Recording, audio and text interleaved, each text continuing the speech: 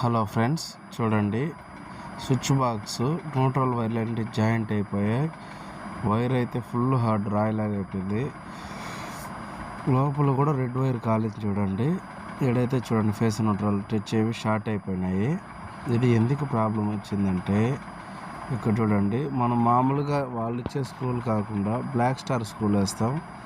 కొద్దిగా కేర్లెస్గా వేసే దానివల్ల హోల్లో దూరి మెటల్ బాక్స్కి ఎర్త్ ఇచ్చినారు. అదొక ప్రాబ్లము. నెక్స్ట్ ఏమంటే చూడండి హోలు. నెక్స్ట్ ప్రాబ్లం ఏమంటే వైర్ వచ్చి 2.5 వేశారు. చూడండి 2.5 నీట్గా కనపడుతుంది. పాలి క్యాప్ వైరు. ఇది ఇన్స్టెంట్ గీజర్, చిన్న గీజరు. గీజర్ మనం ఎలా అయితే వాడతాం చూడండి, ఏసీ మర్చిపోతే ఓవర్ హీట్ అయ్యి ట్రిప్ అయ్యేంత వరకు గీజర్ పెట్టకూడదు. ఎందుకంటే ఫుల్ హీట్ అవుతుంది, మనం అంత హాట్ వాటర్ పోసుకోలేము. ఇది నెక్స్ట్ ఇంకో బాక్స్ కూడా సేమ్ 2.5 వేసారు. ఇంకో బాత్రూంలో జాయింట్స్ ఏం లేవు.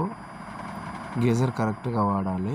దీని తర్వాత ఏసీ పాయింట్ లాగాలి, స్టెబిలైజర్ కావాలి. చూడండి మనం అన్న కస్టమరు మన వాళ్ళు తీసుకురమ్మన్నారు. మనకి ఏసీ పాయింట్ సపరేట్ లేదని గీజర్ దాంట్లో నుంచి తీసి ఒక ఎంసీబీ పెట్టి 3 కోర్ 4 కోర్ వైర్ వేసి ప్లగ్ బాక్స్ పెట్టి స్విచ్ కింద పెట్టా. స్టెబిలైజర్ ఫిట్ చేసాము, కనెక్షన్ కూడా ఇచ్చేసి ఆన్ చేసి చూస్తాము. ఈరోజు 2 వర్క్లు, ఒకటి గీజర్ వర్క్ వచ్చి వైకుంఠపురం మార్చు, రెండోది ఉడిపి హోటల్ మనమే చేసాం కపిల్ తీర్థం దగ్గర ఆపోజిట్లో స్వర్ణ అపార్ట్మెంట్లో అన్నోల్ వర్క్ చేసాము. చూడండి ఫైనల్గా ఏసీ కూడా ఆన్ చేసి చెక్ చేసుకుంటున్నారు భరత్ ఎలక్ట్రికల్స్.